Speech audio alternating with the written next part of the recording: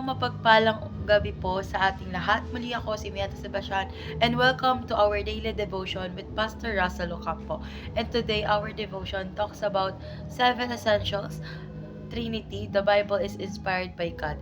And our scripture is all about 2 Timothy chapter 3 verse 16. NIV version, all scripture is God-breathed and is useful for teaching, rebuking, correcting, and training in righteousness. So, tungkol saan nga ba tong verse na ito? Yung verse na ito is nagpapahayag na ang bawat bahagi ng Biblia ay kinasihan ng Diyos. So, ipinapakita nito na ang mga kasulatan ay hindi basta-bastang aklat lamang, kundi isang banal na pagpapahayag mula sa Diyos. So, ito ay nagbibigay ng gabay at pagdidisiplina sa ating espiritual na buhay. So, dadako naman po tayo sa ating teaching. So, yung first teaching po natin is the Bible is not an ordinary literature. So, yung Biblia pala natin ay hindi lang katulad ng ibang mga aklat. Ito ay puno ng inspirasyon mula sa Diyos na nagbibigay ng buhay at kapangyarihan na sa mga salita nito. So, yung bawat verses ay may mga layunin at kahulugan na nagpapakita sa Diyos at sa kanyang mga plano para sa sangkatauhan. So, second naman po is the Bible is God's revelation to us. So, sa pamamagitan po ng Biblia, ipinapahayag ng Diyos na ang kanyang sarili, kanyang karakter, at kanyang kalooban sa atin ay ang mga kasulatan ay nagsisilbing direktang mensahe mula sa Diyos upang makilala natin siya at maintindihan ang kanyang mga plano para sa ating buhay.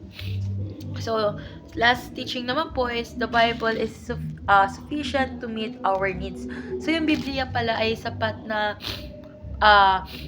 ay sapat upang tugunan ang lahat ng ating espiritual na pangangailangan. Kumbaga, ito po ay nagbibigay ng gabay, pagwawasto, pagtuturo at pagsasanay sa katuwiran. So, hindi natin kailangan hanapin yung katotohanan at kaligtasan sa ibang dako dahil lahat ng kailangan natin ay nasa Biblia na. So, dadako naman po tayo sa ating application. So, yung first application is use the Bible to interpret reality. So, gamitin natin ang Biblia upang maintindihan ang ating buhay at ang mga mundo sa paligid, pati ang mundo sa paligid natin. So, yung mga aral kasi at prinsipyo sa Biblia ay nagbibigay ng tamang pananaw at gabay sa ating mga desisyon at kilos sa araw-araw. So, pangalawa naman, interpret scriptures with scripture. So, upang maintindihan ng tama ang mga kasulatan, dapat gamitin natin ang iba pang bahagi ng Biblia bilang gabay. Kasi ang mga kasulatan ay nagkakaisa at nagpapaliwanag ng bawat isa. Kaya't mahalaga na pag-aralan natin ito ng buo at hindi lamang ang mga paborito nating verses.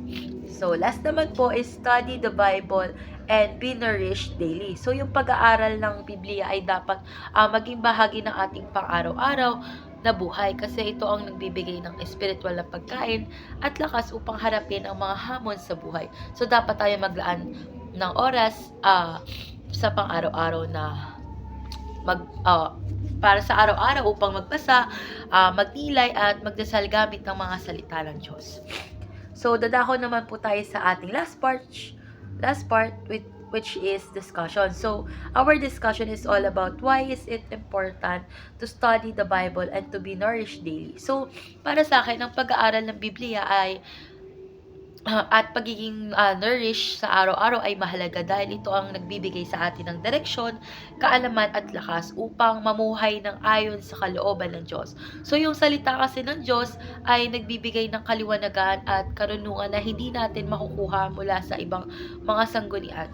So, kapag regular natin itong binabasa at pinag-aaralan, ang Biblia ay mas nagiging matibay ang ating pananampalataya at mas nagiging malapit tayo sa Diyos. So, yung espiritual na pagkain mula sa mga kasulatan ay nagbibigay sa atin ng lakas upang harapin ang mga pagsubok at tukso sa buhay.